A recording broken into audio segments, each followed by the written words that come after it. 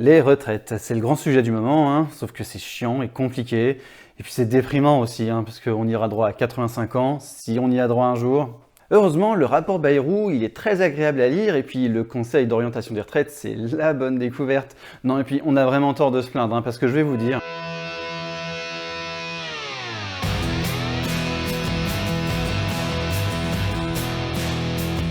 On l'entend à longueur de journée en ce moment, notre modèle de retraite, c'est la retraite par répartition. Et tout le monde est d'accord pour dire que c'est le meilleur modèle, hein, vu que c'est le nôtre. La répartition, ça veut dire que chaque année, les cotisations des actifs, ceux qui travaillent, financent les pensions des retraités. Les travailleurs ne cotisent pas pour leur retraite à eux. Quand ils seront à la retraite, leur pension sera financée par les cotisations des nouveaux actifs. Et un autre modèle qu'on connaît un petit peu de nom et qu'on oppose au modèle par répartition, c'est le modèle par capitalisation. Et c'est forcément un mauvais modèle, hein, puisque c'est pas le nôtre. La capitalisation, ça ressemble plus au fonctionnement d'une assurance classique, hein, ou d'une épargne. On cotise autant qu'on veut, ou surtout autant qu'on peut, et le montant de notre pension est calculé sur ce qu'on a cotisé. Et on part à la retraite quand on veut, à 48, 55, 78 ans, selon le montant de pension qu'on veut avoir. Ça s'appelle capitalisation parce que l'argent cotisé n'est pas immédiatement transformé en pension, il attend que le cotisant parte à la retraite. Mais il n'attend pas sur un livret A, hein, vous en doutez bien, non, il est investi dans l'économie. Donc le bon côté, c'est que l'argent soutient l'économie. Le mauvais côté, c'est que quand les marchés se cassent la tronche, les sociétés d'assurance qui ont placé l'argent qui a fondu, mais qui doivent quand même payer des pensions, risquent de faire faillite et de ruiner des vies d'épargne. Sauf à être garanti par l'État, mais du coup là ça ressemble à un système étatique financé par l'impôt ou au moins garanti par l'impôt. Et ce modèle étatique, c'est justement le troisième modèle de retraite. Il est aussi appelé le modèle beveridgien, du nom de l'économiste anglais William Beveridge. Ce système, il est entièrement géré par l'État et il est uniquement financé par les impôts, comme n'importe quel autre service public, et non par les cotisations sociales.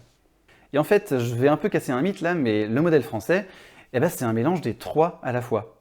On a bien une couche de répartition, hein, la retraite qu'on connaît le mieux, elle est payée par des cotisations sociales, mais depuis les années 90, pour équilibrer les régimes, il y a une part grandissante de l'impôt dans le financement des retraites. Aujourd'hui, les retraites sont financées à 12% par l'État, donc par les impôts. Et ce système, donc, il est hybride, hein, à la fois par répartition et à la fois beveridgien. Et le modèle par capitalisation, il existe aussi. D'abord, il y a le système des retraites complémentaires, comme l'Agirc-Arrco. Elle fonctionne par répartition parce qu'elle paye chaque année les retraités avec les cotisations des actifs, mais elle fonctionne aussi avec un système de points.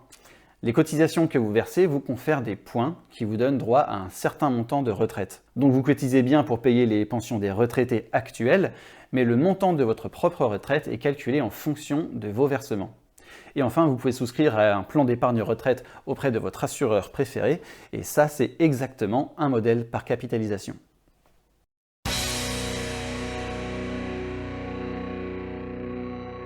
Dans le régime général, vous avez le droit de partir à la retraite à 62 ans.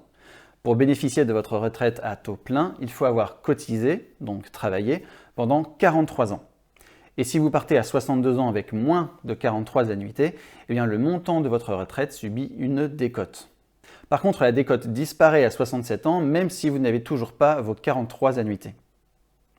Et inversement, si vous avez vos 43 annuités à 62 ans, mais que vous voulez partir plus tard à la retraite, vous bénéficiez d'une surcote. Et il existe des régimes spéciaux avec des règles différentes, notamment pour les agriculteurs, les fonctionnaires, les personnels de la SNCF et de la RATP, ou encore de l'Opéra de Paris. Et puis, il y a aussi la prise en compte de la pénibilité du travail. Si vous êtes atteint d'une incapacité permanente d'au moins 10% suite à un accident du travail ou d'une maladie professionnelle, vous avez le droit de partir avant 62 ans avec une retraite à taux plein sans décote. En 2021, le système de retraite obligatoire, c'est-à-dire sans les retraites des assureurs, qu'on appelle retraite supplémentaire, était financé à hauteur de 346 milliards d'euros. Sur ce total, 79% venaient des cotisations sociales et le reste venait des impôts et des transferts d'autres organismes.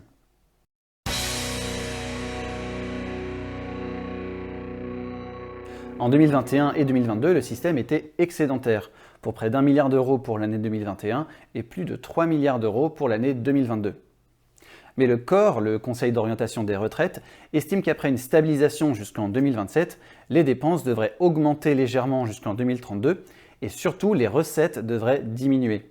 Après 2032, les différents scénarios divergent assez fortement en fonction du taux de chômage, de la croissance et du gain de productivité. Alors, est-ce qu'il faut une réforme ? Eh bien, le COR précise qu'en 2027, le déficit devrait être de 12 milliards et que ce n'est pas un déficit qui met le système en danger.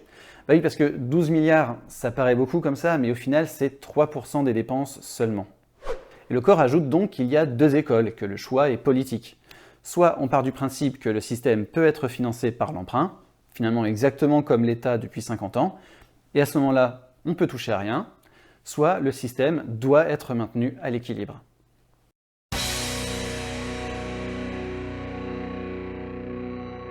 Et si on veut maintenir le système à l'équilibre, eh bien, il y a plusieurs leviers qu'on peut actionner.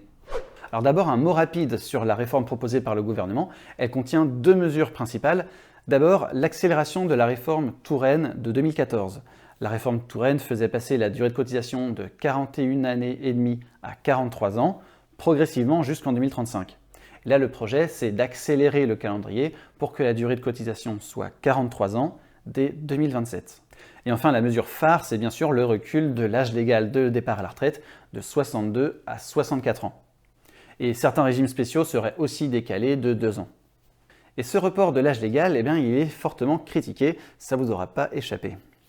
Parce que ceux qui ont fait des études, par exemple un master en 5 ans, eh bien, si tout va bien, ils commencent à travailler à 23 ans. Donc 43 annuités, ça fait 66 ans. Ces personnes ne partiront de toute façon pas à la retraite à 62 ans, ni même à 64, ou alors avec une très forte décote. Ceux qui verront leur départ retardé dans les faits, c'est ceux qui commencent à travailler plus tôt, et qui en général ont un niveau de vie plus faible. Mais c'est pas si simple parce que si l'âge de départ à la retraite est reculé, ça veut dire que la durée de cotisation est allongée elle aussi.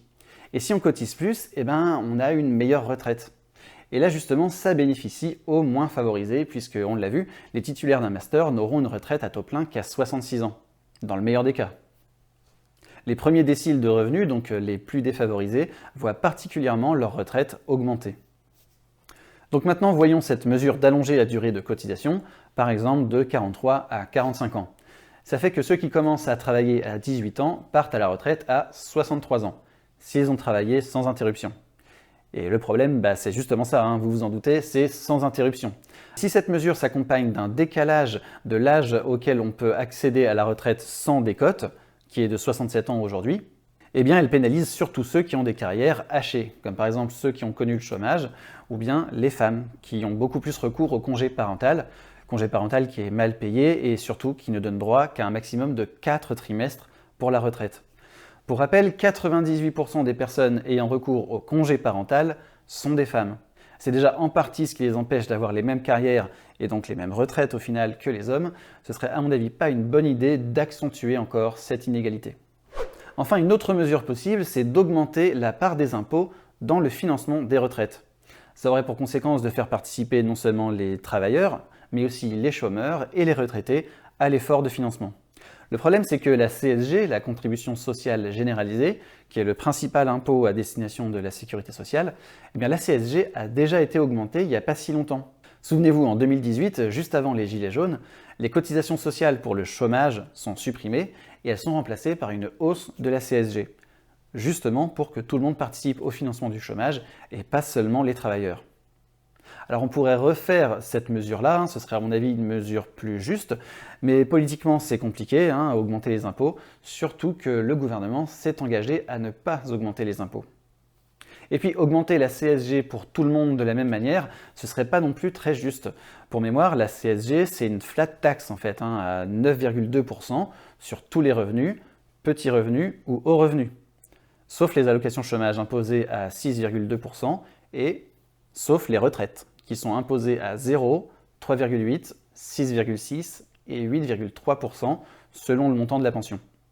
Alors finalement, créer un dernier taux à 9,2%, comme pour tous les autres revenus, ça permettrait de faire participer les retraités à hauts revenus.